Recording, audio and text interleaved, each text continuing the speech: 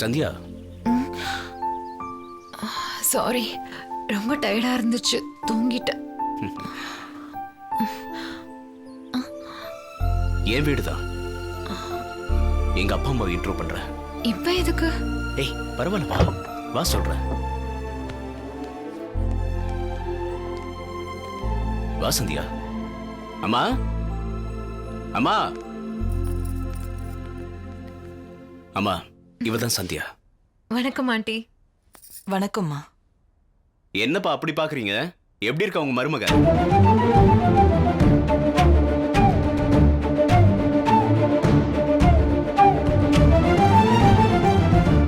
என்ன காதலிக்கிற பொண்ணு, என்ன புரிஞ்சுக்கிட்ட பொண்ணு. நீங்க தான் எங்க மேரேஜ பத்தி அவங்க வீட்டுல பேசணும். நீ என்ன சொல்ற கார்த்திக்? உனக்கு எனக்கும் மேரேஜா? எனக்கு என்ன கல்யாணம் ஆகல சந்தியா. நான் உன்கிட்ட சொன்னதும் உண்மைதான். அது என் ஃப்ரெண்டோட லைஃப். ரவிது என்னது இல்ல. 3 வருஷத்துக்கு முன்னாடி ஒரு பொண்ணை காதலிக்கிறேன்னு என் ஃப்ரெண்டு என்கிட்ட வந்தா. நான் தான் பக்கத்துல இருந்து அவங்களை கல்யாணம் பண்ணி வச்சேன்.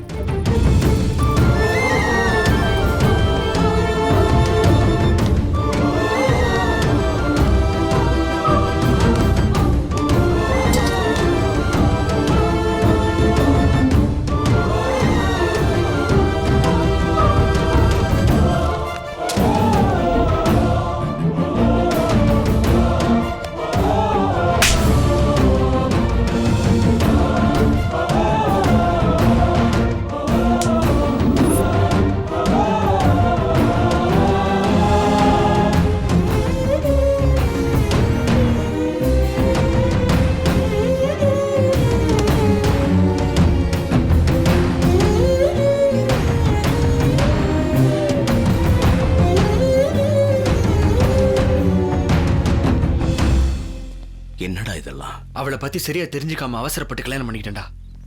நாங்க சரியான ஜோடி இல்ல. என்னடா ஒருத்தருக்கு ஒருத்தர் உயிரா இருந்தீங்க? அது என்ன பத்தி அவளும் அவளை பத்தி நானும் சரியா தெரிஞ்சுக்கிறதுக்கு முன்னாடிடா. அப்போ இப்ப நல்லா புரிஞ்சுக்கிட்டீங்களா? என் கடமை எதையும் செய்யக்கூடாதுன்றா. நீ எனக்கு பாரமா இருக்கேன்னு சொன்னதுக்கு அப்புறம் எனக்கு இதை தவிர வேற வழி தெரியல. இந்த உலகத்திலேயே பெரிய அதிர்ஷ்டசாலி யார் தெரியுமாடா? லவ் பண்ண பொண்ணை விட தன்னை நல்லா புரிஞ்சுக்கிட்ட வைஃப் கிடைச்சவன் தான்.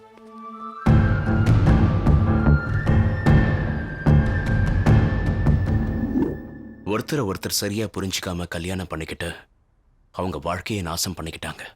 அதனாலதான் அப்பல இருந்து எனக்கு இந்த காதல், கத்திரிக்காய், கல்யாணம் மேல நம்பிக்கை இல்லை. ஆனா உன்னை பார்த்தப்பவே நான் லவ் பண்ண ஆரம்பிச்சிட்டேன். எல்லாரும் மாதிரியும் நான் உன்னை இம்ப்ரெஸ் பண்ண அப்படி நடந்துப்பேன், இப்படி நடந்துப்பேன்.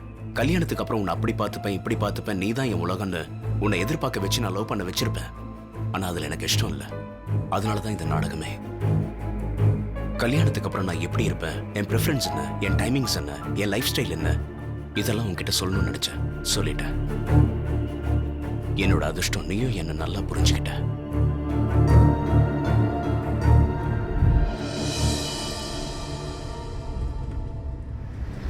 ஏன் எதுவும் பேச மாட்டேங்கிற சந்தியா?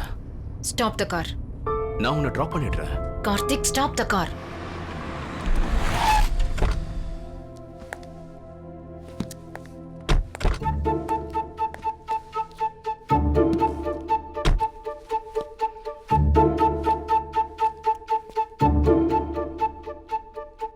என்னாச்சு சந்தியா? டெஸ்ட் பண்ணி பாக்குறியா கார்த்திக்? என்ன ஒரு பொண்ணு எதை வேணாலும் பொறுத்துக்குவா, ஆனா அவளை ஏமாத்தினா மட்டும். ஏமாத்தனா? What do I mean? இந்த 3 நாளா நீ என்ன ஏமாத்திருக்க. நீ சொல்றத கேட்டு உன் மேல துளி கூட டவுட் வரல கார்த்திக். அவ்வளவு அழகா நடிச்சிருக்கல. உன்னை பார்த்ததுமே லவ் பண்ண ஆரம்பிச்சிட்டேன். உனக்கு கல்யாணம் ஆனது தெரிஞ்சதும் அப்படியே நொறுங்கி போயிட்டேன் தெரியுமா? உன் வைஃப் பத்தி சொன்ன போது ஐயோ அந்த இடத்துல நாம இருந்தா இவனை எவ்வளவு நல்லா பாத்துருந்துருக்கலாம்னு ஏங்குன. இப்ப அது எல்லாத்தையும் பொய்யுங்கிற. என்ன சந்தியா, நான் இதெல்லாம் சொன்னது உன் நல்லதுக்காக தான். ஏன் நல்லதுக்கா? நாளைக்கே நம்ம 2 பேருக்கும் கல்யாணம் ஆகி ஒரு 10 வருஷம் கழிச்சு, சாரி சந்தியா, நீ எனக்கும் என் குடும்பத்துக்கும் ஜஸ்ட் ஒத்து வருவியா நான் சோதிச்சு பார்த்தேன். இது எல்லாமே டிராமா தான் அப்படின்னு சொல்லிட்டா? சந்தியா, இதெல்லாமே ஒருத்தரை பத்தி ஒருத்தர் புரிஞ்சுக்கதா. சரி, என்ன பத்தி புரிஞ்சுக்கதான் வந்தேங்கிற. அப்படி என்னத்தை தான் புரிஞ்சுக்கிட்ட? சந்தியா, அது நான் சொல்லட்டுமா? இவ ஒரு எமோஷனல் ஃபூல், பைத்தியக்காரி. இவ எதை சொன்னாலும் நம்பிடுவா, இவள லைஃப் பூரா எப்படி வேணா ஏமாத்திட்டு இருக்கலாம் அப்படின்னு நினைச்சிட்ட இல்ல கார்த்திக்? சந்தியா, நீ என்ன தப்பா புரிஞ்சுக்கிட்டு இருக்க. ரெண்டு பேரும் சேர்ந்து வாழக்கூடிய வாழ்க்கையில அவங்களுக்குள்ள காதலே இல்லைனாலும் அண்டர்ஸ்டாண்டிங் இல்லாம போனாலும் பரவாயில்ல. ஆனா நீ என்னோட இமோஷன்ஸோட விளையாடிட்ட.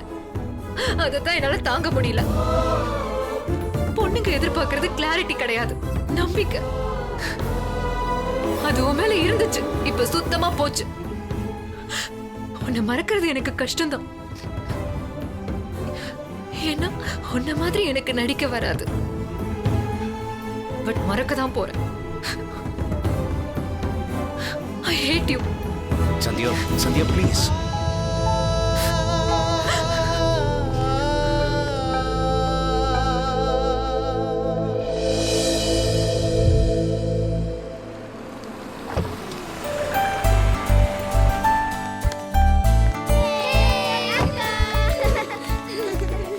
எப்படிமா இருக்க? ஃபாரின்ல இருக்கிறவங்க கண்ணு, ஃப்ளைட்ல இருக்கிறவங்க கண்ணு, ஊர்ல இருக்கிறவங்க கண்ணு, உங்க அப்பாவுடைய கண்ணு, எல்லா திருஷ்டியும் ஒழியணும். ஏன் திருஷ்டி என்னடி? பின்ன மத்தவங்களை விட உங்க கண் திருஷ்டி தான் ஜாஸ்தி. ஆஹா, எப்படிமா இருக்க? என்னடி எல்லாத்துக்கும் இப்படி அப்படின்னு தலையாடுற? கொஞ்சம் வாயை திறந்து பேசு. ஃபாரின் போன உடனே தமிழையே மறந்துட்டியா என்ன? முதல்ல நீ உள்ள போமா. உங்க அம்மா எல்லாத்தையும் இங்கே கேப்பா போல இருக்கு. போ போ போ, உள்ள போ.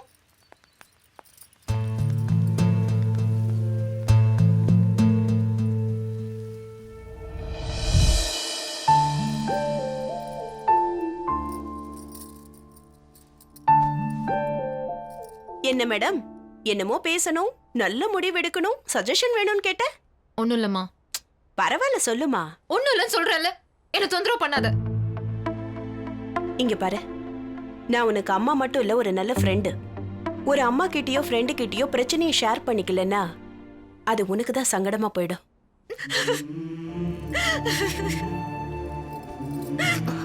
என்னாச்சுமா? என்ன நடந்துச்சுமா? அவன் என்ன ஏமாத்திட்டாமா.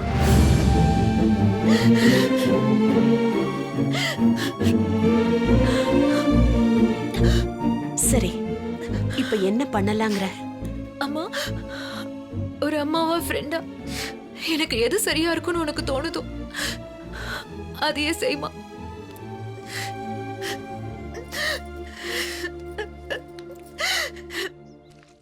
டே கார்த்திக், நான் வேணா சந்தியா கிட்ட பேசி பார்க்கட்டா?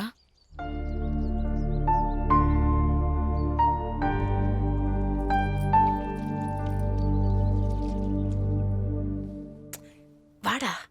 அட வாடாங்கறேன்ல. வா, கூச்சமா இருக்குது. அத்தை, வரேன் வரேன் அத்தை. சந்தியா, யாருன்னு தெரியுதா? ஹேய், நீங்க கௌதம் மாமா தானே?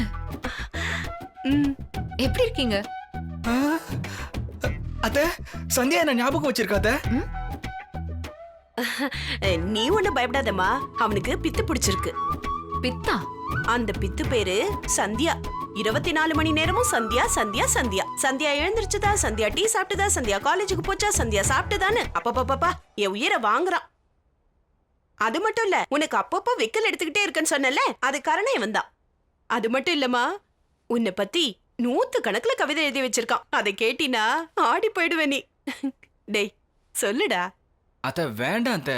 டேய், நீ சொன்னதானடா அவளுக்கு தெரியும். அதுவும் சரிதான். பரவாயில்ல, படிங்க மாமா. எட்ரா.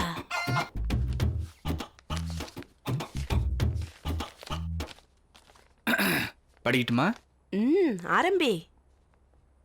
சந்தியா, ஓ சந்தியா, யார்கிட்ட சொல்லுவேன் என்னோட ஃபீலிங்ஸ? அத்தை கிட்ட சொன்னா மட்டும் தீந்திரவா போகுது? நீ கண்ணசச்சா போதும் கொண்டு வருவேன் காவேரிய. நீ எள்ளுன்னா நான் என்னையா வந்து நிப்பேன். நீ நெருப்பா இருந்தா நான் மெழுகுவத்தியா உருகிடுவேன். சந்தியா, உன்னை கூப்பிடல, கவிதை இது. ஓ, ஓகே. சந்தியா, ஓ சந்தியா. ஏய் போதும்டா. இன்னும் 3 லைன் தான் அத்தை, முடிஞ்சிரும்.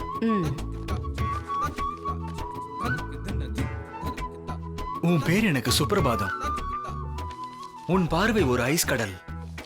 நீ ஊன் சொன்னா உப்பு மூட்டை தூக்கிப்பேன் உன்னை லைஃப் லாங்கா. கவிதை எப்படி இருந்துச்சுன்னு சொல்லவே இல்லையே. பிரமாதமா இருந்துச்சு. நான் உன்னை நினைச்சு ஒரு 60-70 கவிதை எழுதிருக்கேன். டேய் டேய் டேய் டேய் நேத்தி தாண்டா வந்திருக்கா, ரொம்ப டயர்டா இருப்பா. அப்புறமா நம்ம சொல்லிக்கலாம். அப்புறம் மறந்துடுவேன் அத்தை. பரவாயில்ல போடா, மாமா அங்க வெயிட் பண்றாருல, நம்ம 3 பேர் உட்கார்ந்து பேசுவோம். பாய் ம். பாய். ஆ. உன் மேல ரொம்ப பாசமா இருக்கான்லம்மா. பைத்தியக்காரம்மா. எப்பவும் மாமா அத்தை சந்தியா, இதான் அவன் உலகம். நம்மள பாதிச்ச விஷயங்களை மறந்துட்டு நல்ல விஷயங்களை மனசுல வச்சுக்கணும். இதுதாம்மா வாழ்க்கை. நான் எது செஞ்சாலும் அது உன் நல்லதுக்காக தான் இருக்கும்னு நீ சொன்னல. நான் செய்ய போற நல்ல காரியம் என்ன தெரியுமா? உங்க கல்யாணம்மா.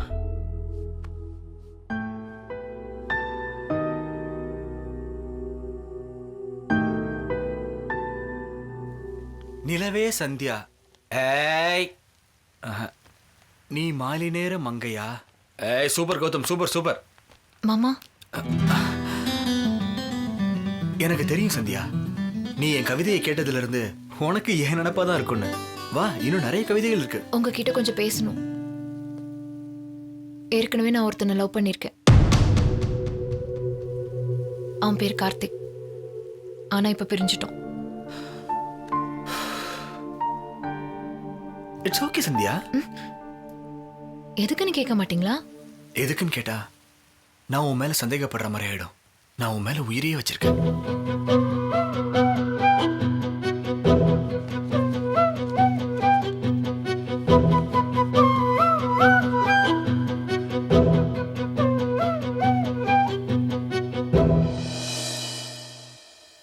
ஐயர் சொன்ன முகூர்த்தத்தையே கன்ஃபார்ம் பண்ணிடலாங்க.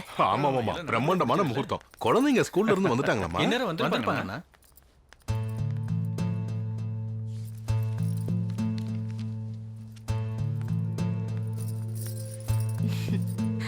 உனக்கும் கௌதம்க்கும் எப்ப நிச்சயம் பண்ணலான்னு ஐயரை கேட்டோம். அவர் 9ஆம் தேதி நிச்சயதார்த்தமும் 14ஆம் தேதி கல்யாணமும் வச்சுக்கலான்னாரு. உனக்கு ஓகே தானே? நான் உன் சம்மதம் கேட்டது தேதியை பத்தி இல்ல, உன் கல்யாணத்தை பத்தி. ஓகேமா. டேய், நடந்தது நடந்துருச்சு. போய் சந்தியா கிட்ட சாரி சொல்லுடா, அவளை கன்வின்ஸ் பண்ணு. இஷ்டம் இல்லாதவங்க கிட்ட வழிய போய் என்ன லவ் பண்ணுன்னு சொல்றது எவ்வளவு தப்போ, அதே மாதிரி புரிஞ்சிக்காதவங்க கிட்ட போய் புரிய வைக்க முயற்சி பண்றது ரொம்ப கஷ்டம்பா.